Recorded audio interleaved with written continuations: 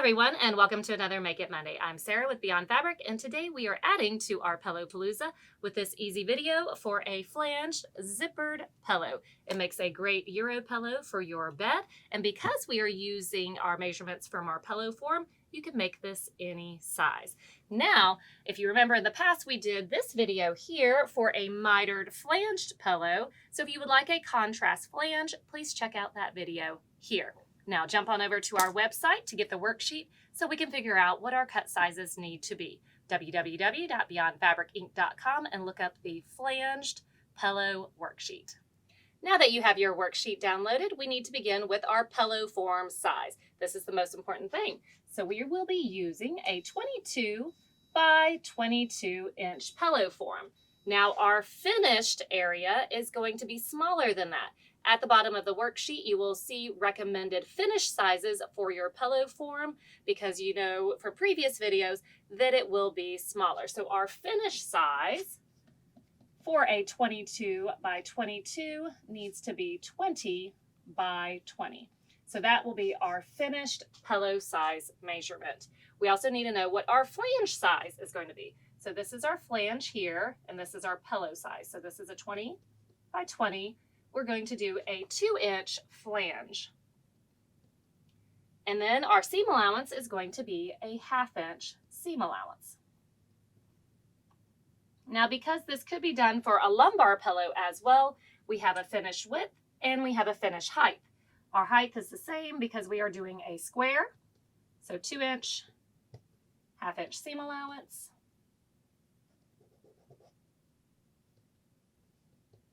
So we have our measurements all figured out of what we need to be cutting. So the front width will be 2-inch plus 2-inch, 1/2 inch and 1/2 inch and 20. So we've got 24 and 1/2 is 1. So 25 will be our finished front width. The height will be the same thing because we have a square. Now on the back, we have 2 pieces because we will have a zipper that will be coming across right there. So we have our back bottom and our back top. The back bottom, you need to add your 2-inch flange or whatever flange size you determine. I typically do anything between a 1 and a 2-inch flange. Nothing larger than that, unless you have a really large pillow, just because the larger the flange, the floppier it can get. We have our 1/2 inch seam allowance, and because we do not want our zipper right where we're stitching to make our flange, we're going to add 1.5 inches. This gives us a 1/2 inch to sew to our zipper tape and then 1 inch of leeway. So add those together and our back bottom will be 4 inches by the width from our front, which was 25. Now the back top, we're going to take the whole finished measurement, which was 25, and we're going to subtract our bottom, which was 4, so we're at 21, and then we're going to add 1.5 inches. That 1.5 inches is going to give us that 1/2 inch to the zipper tape, and because zipper tapes are all different sizes, that inch is going to give us some leeway so that after we sew our zipper in, we can cut off the excess to make sure it matches to 25 by 25.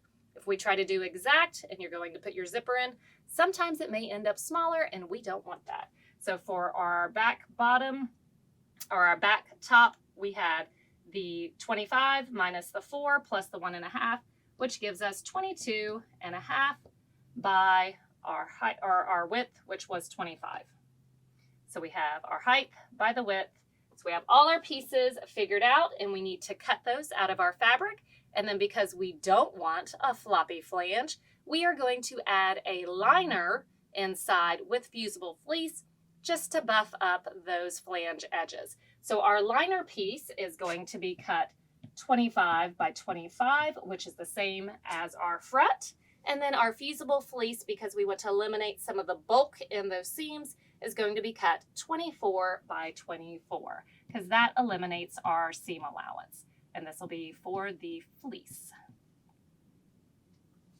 Let's get to cutting. So to recap, we have our invisible zipper, which is longer than what our space is. So we have a 20-inch that our form is going to be filling. So we have a 22-inch zipper just so we can get the pull out of our way, but as long as you have 20 to 22 inches, you will be fine with your invisible zipper. We have our bottom back. We have our bottom top. I did go ahead and serge the edge that I will be attaching the zipper to. If you do not have a serger, you could just run a zigzag stitch along the edge. That just helps prevent with fraying. And then we have our front piece for our pillow, and then the fusible fleece and our liner fabric that the fusible fleece will be attached to. So to begin, we're going to put our zipper in, and then we'll square up the back to the 25 by 25, and then we're going to show how to get that bulk out of the corners and put this pillow together. To begin with, we need to take our invisible zipper, and what makes it invisible is that from the front side, you do not see the teeth, the coil. That is on the back side, so that is what makes an invisible zipper. But we need to press open that coil to the other side. So we're going to press from the back where we're using the zipper tape. We're not touching the teeth. And we're going to use the iron, and I recommend a press cloth, but I'm going to do it without so you can see what I'm doing. But you're going to press the coils over to the other side. Just open that up.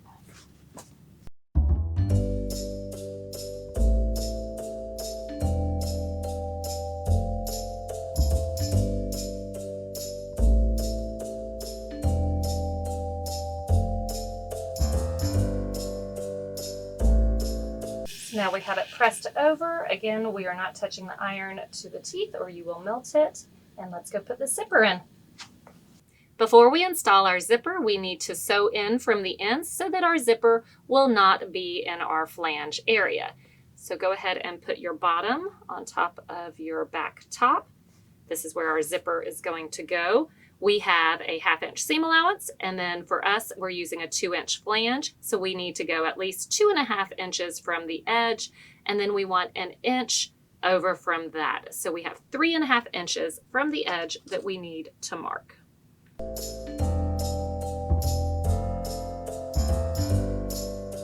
You can put a clip on it, go to the machine, and stitch a 1/2 inch seam allowance from each end.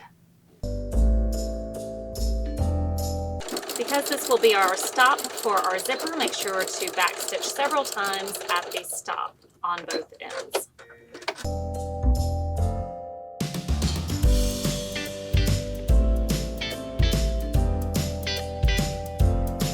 Now you need to finger press or use your seam roller and press open the seam on both sides. Now that we have our ends sewn, we need to attach one side of the zipper at a time. We are going to use our basting tape to help hold the zipper in place. So go just past where we stopped and put the tape down right along the edge.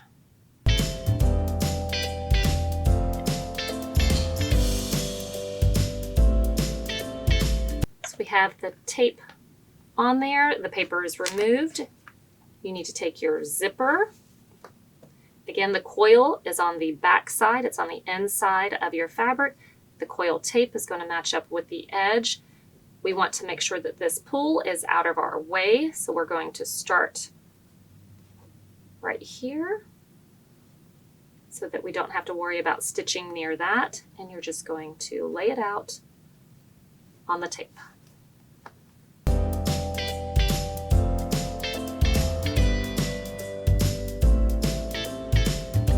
So now we need to change our foot on our machine to our zipper foot, and we are going to stitch close to the coil right there. So we have our zipper foot on, it is up against our coil, and we are stitching right beside it.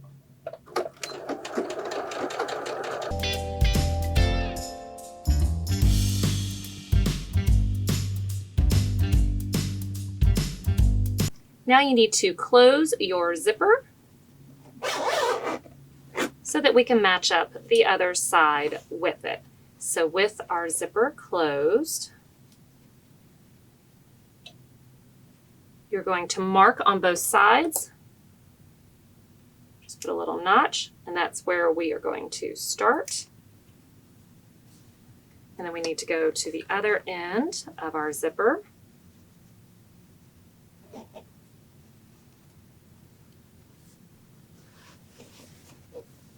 So with our zipper closed, the part that is stitched on, make a little mark in it.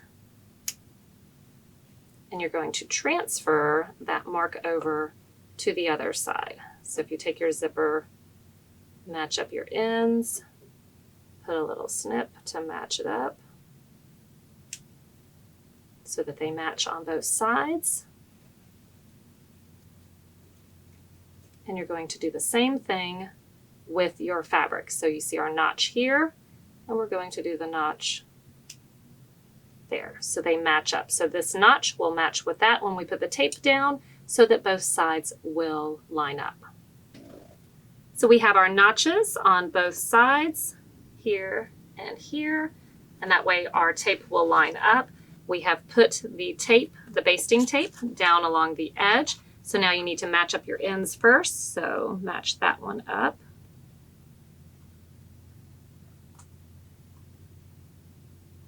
So the end of the tape is what we were using, and there's our notch. And then you need to grab this end and match up your notches over here. So match those up.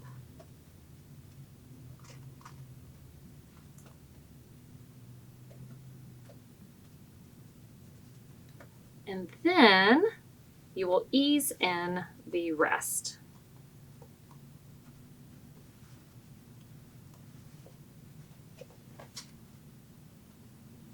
And then just press it down.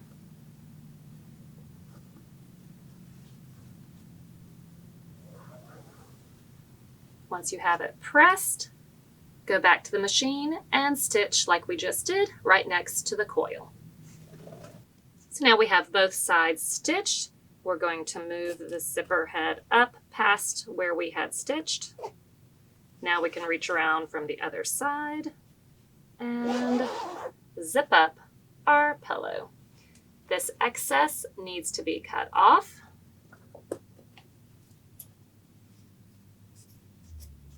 On both sides. We do not need it. And then you need to take and square this back up to 25 by 25, because remember we had a little bit of extra on the top, so we need to make sure that the height now for our cut size is 25 by 25. Before we sew everything together, we need to eliminate any chance of dog ears in our pillows, because we do not like dog ears on our pillows. Super cute on dogs, but not on pillows. So we're going to use this template right here, which will help eliminate that out of the corners. So on your back piece, I have it folded in half because I'm going to cut both pieces at one time. So you're going to line up the top of the ruler here and the top of the ruler here, and we're going to cut that portion out. You're going to do the same thing with the front of your pillow. So again, line up on the edge and cut each of your corners out. On your lining fabric and your fusible fleece, even though the fusible fleece is cut down from our seam allowance 24 by 24, you still need to eliminate those corners. So go ahead and cut all your corners.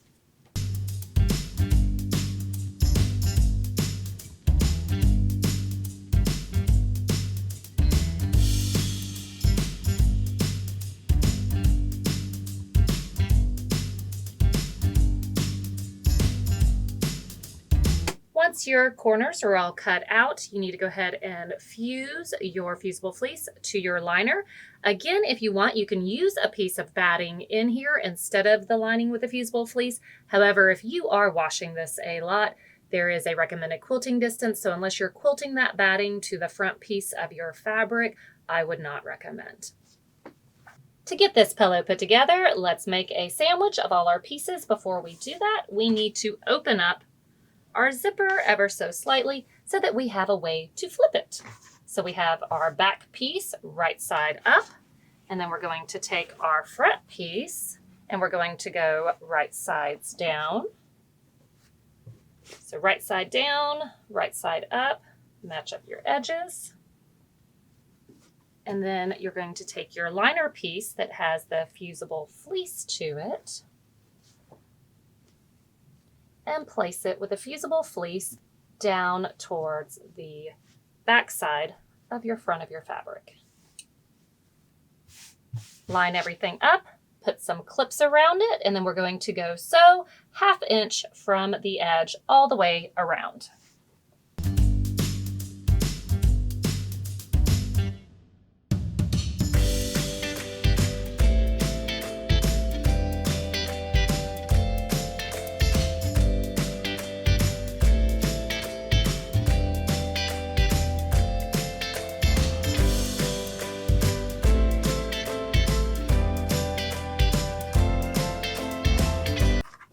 Now that we are pinned, go ahead and stitch it together. Now that we have sewn a 1/2 inch seam allowance all the way around, we need to clip our corners, and I do want to point out where our zipper is. Make sure that that is laid flat when you stitch across. Clip your corners.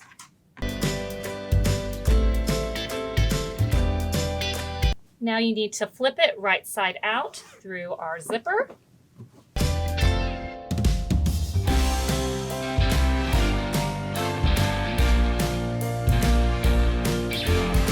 Take your handy dandy stiletto, poke out those corners, and then you need to go to the iron and use a press cloth and press those outer edges nice and flat so that we can create our flange. Go press.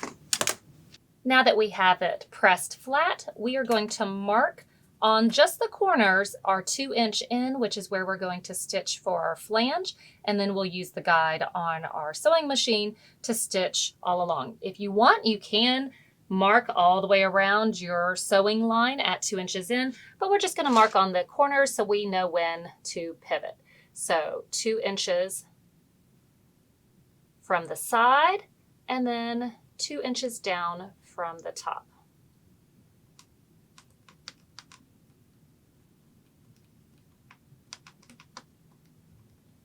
So we have our mark where we're going to pivot and turn. Do this on all 4 corners.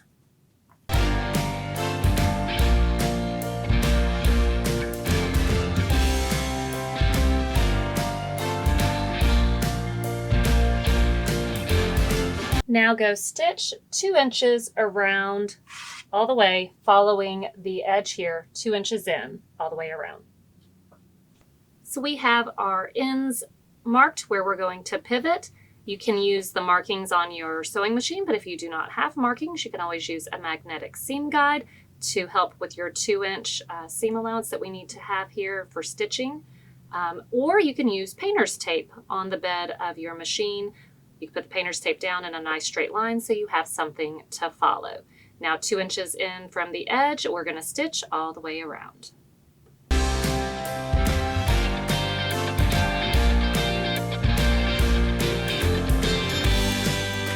When you get to your mark, make sure the needle is down, pivot, and turn.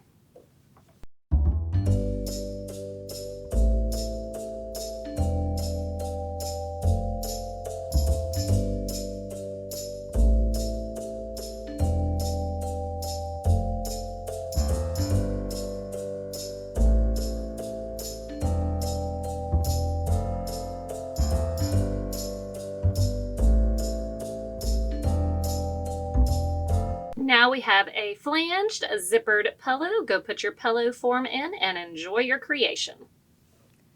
Thank you so much for joining us for another Make It Monday. We hope that you enjoy your new flanged pillow with a zippered back.